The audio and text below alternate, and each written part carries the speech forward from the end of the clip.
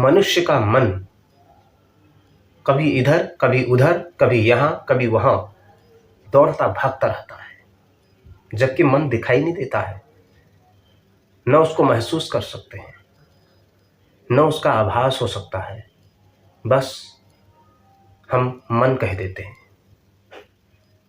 हम जैसा सोचते हैं, जिस प्रकार की धारणा अपने मन के अंदर डाल देते हैं, उसी को, और वो जहाँ तक अनंत तक की यात्रा कर देता है। हम मन में अभी यहाँ, हमारा शरीर यहाँ है, लेकिन हम सोच बहुत दूर की रहे हैं।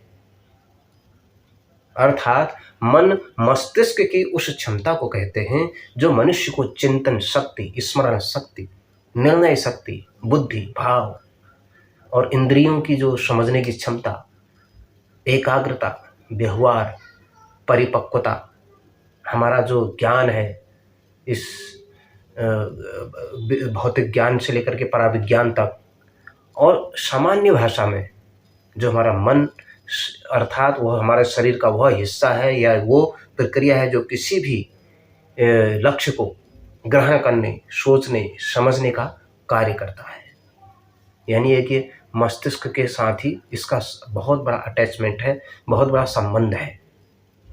इसलिए इसको कई लोग सामाजिक मनोविज्ञान, आध्यात्मिक मनोविज्ञान और बहुत सारे मनोविज्ञानों के आधार पर समझने की कोशिश करते हैं। बहुत सारे व्यवहारों के आधार पर मनुष्य के एक दूसरे के मन में झांकने की, समझने की और उस पर अध्ययन चिंतन करने की उनके मन में जिज्ञासाएं रहती हैं। और इसीलिए इसी को हम, जिसके द्वारा हम अपने क्रियाकलापों का उद्घाटन करते हैं, अपने क्रियाकलापों की योजना रचना बनाते हैं, उसे साधारण भाषा में मन कहते हैं। मन को भी हम कई प्रकार से जान सकते हैं। सचेतन अवस्था में है कि अचेतन अवस्था में है कि अर्धचेतन अवस्था में है। यानी जो सचेतन है उसमें हमारे मन का लगभग बहुत कम हिस्सा रहता है, जिसमें हम स्वयं के वातावरण के बारे में हमें जानकारी रहती है। दैनिक कार्यों में व्यक्ति मन के इसी भाग को व्यवहार में लाता है। यानी अपने सचेतन मन के द्वारा ही हम जो भी दैनिक व्यवहार करते हैं वो अपने इसके द्वारा करते हैं।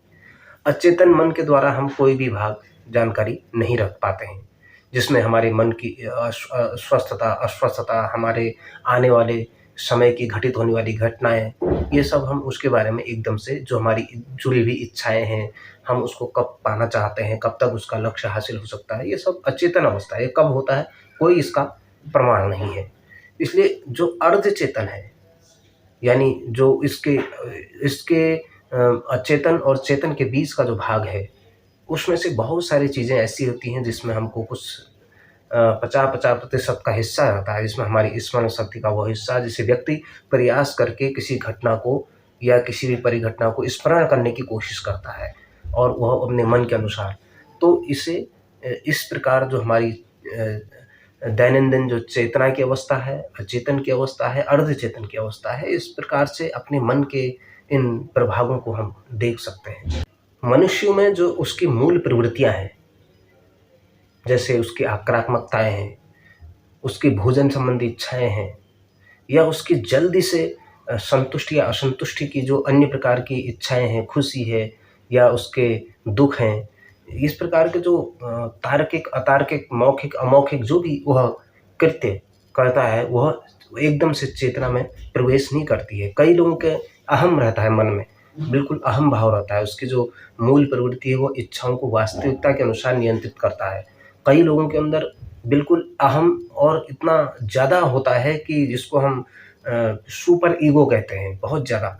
वह हमारे मन के ऊपर निर्भर करता है। हमारा मन अगर शांत है और सागर की तरह विशाल फैला हुआ है और हिमालय की तरह ऊंचा है, तो हम एक शांत और स्थिर तरीके से अपने मन को नियंत्रित कर सकते हैं। और कई लोग ऐसे भी होते हैं जो अपने अचेतन भाग को, यानी उसके जो मन के जो अचेतन भाग को महसूस नहीं करते, उसको स्वीकार करते हैं, और हमारा मन चंचल रहता है।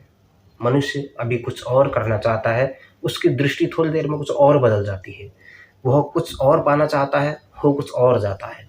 इसलिए मन जब हम जैसा मन सोचते हैं कभी कभार वैसा नहीं होता है, तो हमारे मन में बहुत सारी चीज़ें उसके विपरीत आचरण करने लग जाता है, समाज के अनुकूल नहीं करने लग जाता, परिवार की व्यवस्थाओं के खिलाफ लग जाता है, बहुत सारी चीज़ों के खिलाफ हमारा मन भटकने लग जाता है। अगर हमारे पास मन की शक्ति है तो हम सबसे मजबूत व्यक्ति हैं, और यह शक्ति हमारे विचारों से बनती है। हमारे दिमाग से, हमारे मस्तिष्क से गुजरने वाले विचार जो हमारे जीवन में होने वाली हर चीज़ के लिए जिम्मेदार होते हैं घटित होने के लिए, हमारे आसपास के प्रमुख विचार हमारे व्यवहार, हमारे दृष्टिकोण को जो प्रभावित करते हैं, हमारे कार्यों को, हमारी प्रतिक्रियाओं को नियंत्रित करते हैं। तो मनोविज्ञान की नज़र से देखें तो यानी ऐसा कहते हैं कि हमारी आँखें ही हमको सब कुछ दिग्दर्शन करा देती हैं, और हमारा जो शारीरिक हाव भाव है, हमारी सोचने की प्रवृत्ति है, हमारे आसपास का परिमंडल है, हमारी जैसी संगति है, हमारी जैसी जिस प्रकार के पूर्वज हैं, हमारी आँखें हमारे सब प्रकार के मन में क्या चल रहा है उसे समझा जा सकता है। और हमारा जो अनुपस्थित मन है, एकाग्र मन है, या दोहरे मन वाले हैं, या हमारे अंदर कुछ और चल रहा है, बाहर कुछ और चल रहा है, ये सब प्रकार की प्रवृत्तियाँ हमको एकदम से दिखाई देती हैं। इसलिए हम, जबकि हमारा जो बुद्धि है, हमारी जो दिमाग है, वो हमारी समझ, स्मरण, शब्द और विचार और तर्क की व्यवस्था के साथ रहता है। ये दोनों मिलकर जब काम करते हैं तो एक दूसरे के उपयोग से ही ये पूर्ण होता है। हमारी भावनाओं को स्वस्थ रूप से नियंत्रित करने में ये सक्षम भी होते हैं। इसलिए मन की शक्ति जिसके पास है वो सबसे मजबूत आदमी है, और हमारे पास इन सब चीज़ों को समझने के लिए हम व्यक्ति के सामने उसके आँखों में आँखें डालकर, उसके शारीरिक हाव-भाव को, उसके मुखमंडल को देखकर, उसके हर प्रकार की गतिविधियों को देखकर हम कह सकते हैं कि इसके मन में इस समय हम उसके साथ बातचीत कर रहे हैं, लेकिन वह हमारे प्रति किस प्रकार का प्रतिक्रिया दे रहा है, वो उससे हमें सब कुछ पता चल जाता है। यही मनुष्य की को इस प्रकार की चीज़ों को पहचानने की क्षमताएँ होनी चाहिए। ब्रह्म बिंदु उपनिषद यानी हमारे उपनिषद भी कहते हैं, मन एव मनुष्याणां कारणं बंध मोक्षयोः बंधाय विषयासक्तं मुक्तयेर निर्विषयम मनः। यानी मन ही मानव के बंधन और मोक्ष का कारण है। विषयों में आसक्त मन बंधन का, और विषय से विमुक्त मन मुक्ति का कारण बनता है। इसलिए अगर हम किसी चीज़ की इच्छाएं, कामनाएं करेंगे तो हम बंधनों में बंधते चले जाएंगे। अगर हम इन सब विषयों से मुक्त हो जाते हैं तो हमारी मुक्ति स्वाभाविक है। आगे उपनिषद कहते हैं, मनो हि द्विविधम प्रोक्तम शुद्धम चाशुद्धमेव च अशुद्धम काम संकल्पम शुद्धम काम विवर्जितम। यानी मन दो प्रकार के कहे गए हैं, एक शुद्ध मन, एक अशुद्ध मन। अशुद्ध मन कैसा? जिसके मन में कामना है, इच्छा है, आसक्ति है, लालसा है, लोभ है, मोह है, क्रोध है, दुनिया भर की चीज़ें उसके मन के अंदर भरी पड़ी है, वो एक प्रकार का अशुद्ध मन है। दूसरों के प्रति गलत सोचना, दूसरों के मन में के प्रति गलत भावनाएं रखना, और केवल अपने तक ही सीमित रहना, लोक कल्याण की चिंता नहीं करना, ये सब अशुद्ध मन है। और इससे अथवा जो शुद्ध मन है, इससे व्यक्ति इन सब से विमुक्त एक अलग संत प्रवृत्ति का, सत्संग प्रवृत्ति का, समाजोन्मुख, और जिसको हम धार्मिक कहते हैं, जो हर प्रकार से परिपूर्ण है, उस ऐसे मन वालों को शुद्ध मन का कहा गया है। और दूसरा, आगे हमारे वेद कहते हैं, यानी वो कहते हैं कि विद्या कौन सी होनी चाहिए जो हमें ब्रह्म गति देती है, यानी सद्गति देती है, और ज्ञान कौन सा होना चाहिए जो विमुक्ति का कारण बने, और लाभ कौन सा होना चाहिए जो आत्मा को पहचानने वाला होना चाहिए। और हमेशा जगत किसने जीता है? जिसने मन को जीता है, यानी जिसने लोगों का मन जीता है, जिसने अपने मन पर भी विजय प्राप्त की है और लोगों के मनों में भी जगह बनाई है, उसी ने इस जगत में अमर हुए हैं। कबीरदास जी कहते हैं, मन के मते न चलिए, मन के मते अनेक। जो मन पर असवार है, सो साधु कोई एक। मन के मत में न चलो, यानी मन के अनुसार मत चलो, क्योंकि मन के तो अनेकों मत हैं। अभी कुछ सोच रहा है, बाद में कुछ सोचेगा। हजारों विचार हमारे मन के अंदर जन्म लेते रहते हैं। जो मन को सदैव अपने अधीन रखता है, यानी नियंत्रित रखता है, वह साधु ही कोई बिरला होता है, यानी वह महापुरुष ही कोई बिरला होता है। और आगे वो कहते हैं कि मन के मारे बन गए, बन तजी बस्ती माही। कह कबीर क्या कीजिए, यह मन ठहरे नाही। मन की चंचलता को रोकने के लिए वन में गए। जब वहां भी मन शांत नहीं हुआ तो फिर से अपनी बस्ती में, अपने शहर में आ गए। और कबीर जी कहते हैं, जब तक मन शांत नहीं होगा तब तक तुम आत्म कल्याण क्या करोगे, जो लोक कल्याण क्या कर पाओगे। इसलिए मन की चित्तता को, एकांतता को स्थिर रखने के लिए हमें संघर्ष करना पड़ेगा। हमें अपने आध्यात्मिक चिंतन को सदैव प्रखर बनाना पड़ेगा। स्वामी विवेकानंद जी के संदेश को और उनके दिए गए ज्ञान को हमें एक सार्थक संदेश के रूप में मानना चाहिए। मन के बारे में उन्होंने क्या कहा है, मन को कैसे नियंत्रित करना है। उन्होंने कहा है कि मन को काबू में करने से पहले उसको जानना होगा। चंचल मन को दुनियादारी से खींचकर उसे एक प्रकार से स्थिर करके रखना होगा। बार बार ऐसा करना होगा। इच्छा शक्ति द्वारा मन को संयत कर उसे साध कर भगवान की महिमा पर विचार करो। मन को काबू में करने का सबसे सीधा उपाय है चुप लगा कर बैठना। कुछ समय के लिए मन को छोड़ देना। जहाँ जाना चाहे वह जाए, और तुम पूरी दृढ़ता के साथ सोचते रहो कि मैं दर्शक हूँ, साक्षी हूँ, बैठे बैठे मन का डूबना उतरना देख रहा हूँ, मैं मन नहीं हूँ। इसके बाद अपने मन को देखो, सोचो मन से तुम बिल्कुल अलग हो। खुद को भगवान के साथ एकाकार रूप में सोचो। किसी निर्जीव वस्तु या मन के साथ खुद को एकाकार न कर डालो।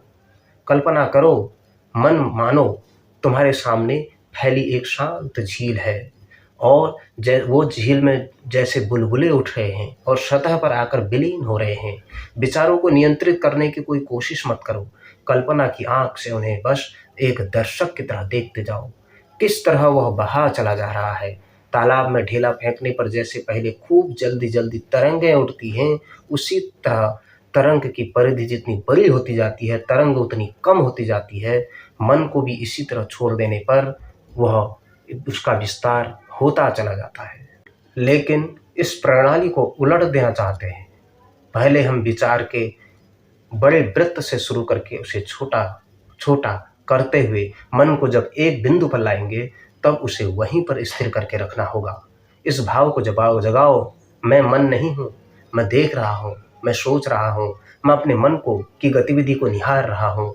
इस तरह अभ्यास करते करते खुद के साथ मन का जो एकाकार भाव है वह दिनों दिन कम होगा। आखिर में खुद को मन से पूरी तरह अलग कर पाओगे और ठीक ठीक समझ पाओगे कि मन तुमसे अलग है। जब हो जाएगा तब मन तुम्हारा दास होगा, जिसे तुम अपनी मर्जी से नियंत्रित कर पाओगे। योगी होने का पहला पड़ाव है अपनी इंद्रियों से परे जाना, और जब मन पर विजय हासिल हो तो समझो साधक सर्वोच्च स्तर पर पहुंच गया है। जहां तक संभव हो अकेले रहना, आसन ज्यादा ऊंचा भी ना हो। पहले कुश आसन पर, फिर रेशम या फिर अपना एक कोई साधारण चादर बिछा देना, और टेक लेने के लिए कुछ ना कुछ होना ही अच्छा है। कुल मिलाकर आसन हमारा दृढ़ होना चाहिए। इस तरह के विचारों का त्याग कर मन को खाली कर डालो। जैसे ही कोई विचार मन में उठे तुरंत ही उसे दूर कर देना। ऐसा करने के लिए हमें निर्जीव वस्तुओं और अपने शरीर से परे उठना होगा। दरअसल मनुष्य का पूरा जीवन ही अवस्था तक पहुंचने की एक अनवरत कोशिश है। हम श्रेष्ठ आदर्श हैं, जो श्रेष्ठ आदर्श हैं वो हैं ईश्वर। उनका ही ध्यान करें। हम ज्ञाता को ज्ञान नहीं पाते हैं, क्योंकि यह हमारे ही स्वरूप हैं। हम अशुभ की सृष्टि खुद करते हैं, क्योंकि हम अशुभ देखते हैं। हमारे भीतर जो है हम वो बाहर भी वही देखते हैं। यह दुनिया हमारे लिए एक आईने की तरह है। यह छोटा शरीर हमारे द्वारा सृष्टि किया हुआ एक छोटा-सा आईना है, लेकिन असल में सारी दुनिया ही हमारा शरीर है। इस बात का हमेशा ख़्याल रखना होगा, तभी समझ पाएँगे। हम मरते नहीं या किसी को चोट नहीं पहुँचा सकते, क्योंकि जिसे चोट पहुँचाएँगे वह भी हम ही हैं। हमारा जन्म नहीं, मृत्यु भी नहीं। हमारा कर्तव्य है केवल सभी को प्यार करते चले जाना। यह विश्व जगत मेरा शरीर है, सब स्वास्थ्य, सब आनंद मेरा ही है, क्योंकि सब कुछ तो विश्व के भीतर ही है। बोलो, मैं ही विश्व जगत हूँ। आखिर मैं यही समझ पाता हूँ। जो कुछ कर्म व्यापार है, सब हमारे ही आईने में प्रतिबिंबित हो रहा है।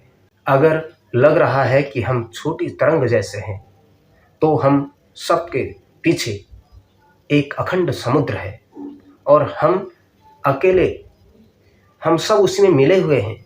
समुद्र में अलग तरंग अकेले नहीं रह सकती है। और ठीक से इस्तेमाल किए जाने की पर हमारी जो कल्पना है, हमारे परम मित्र की तरह काम करती है। कल्पना तर्क की सीमाओं से परे जाती है और सिर्फ कल्पना का प्रकाश ही हमें सब जगह ले जा सकता है। प्रेरणा हमारे भीतर से उठती है, इसलिए हमें अपनी उच्चतर शक्तियों द्वारा खुद को अनुप्रेरित करना होगा। विवेकानंद जी के ये विचार हमारे लिए श्रेष्ठतम विचार हैं। उन्होंने जो कल्पनाएं की थी कि अपने मन को स्थिर करना है, अपने मन की चंचलता से दूर हटना है, तो हमें साधुओं की संगत, सज्जनों की संगत और समाज के अच्छे लोगों के साथ संगत तो बढ़ानी ही पड़ेगी। जिस लक्ष्य को, जिस मुक्ति को प्राप्त करने के लिए लव कुश ध्रुव प्रहलाद ने जो कल्पनाएं की थी, उस राह की ओर अनवरत चलना पड़ेगा। जिस मर्यादा और शुचिता की पराकाष्ठा को पार करते हुए भगवान श्री राम बने, जिन योगीराज योगेश्वर ने अपना सर्वस्व समाज को संदेश दिया, उसी मुक्ति के मार्ग पर आगे की ओर बढ़ना पड़ेगा। जिन जिन महापुरुषों के बताए हुए मार्ग हैं, जिन्होंने अपने मन पर नियंत्रण कर लिया, जिन्होंने अपने मन को कुमार्ग से छोड़कर सुमार्ग की ओर लगा लिया और उत्तम से लेके सर्वोत्तम की यात्रा में लेके और अपने मन को एक अनंत की यात्रा की ओर ले चलते हैं, ऐसे लोग जीवन के अंदर उदाहरण बनते चले जाते हैं। ऐसा ही हमारा मन व्यापक, विशाल, अनंत होना चाहिए। और छोटे मन के लोग तो केवल निंदा करने में ही लग जाते हैं, बड़े मन के लोग तो सबकी भलाई सोचते हैं। आइए विशाल मन के बने और ऐसा मन जो हमारे अंतर और बाह्य वातावरण में समान रूप से दिखे। पता चला बाहर से दिखने में तो वह बहुत सुंदर है, लेकिन अंदर का मन उसका विषैला है, ऐसा नहीं। भले ही किसी का शरीर कुरूप हो, लेकिन उनके मन में जो उनकी मन की जो अंदर की जो शुद्धता है, वह ही देखनी चाहिए। इसलिए मन की सुंदरता, मन की जो बाह्य आवरण से हमारे मन को नहीं पहचाना जा सकता, उसके लिए मनुष्य के अंदर तक झांकना होगा। यह सब करने के लिए हमको साधना करनी पड़ती है, निरंतर साधना करनी पड़ती है। जय माँ भारती।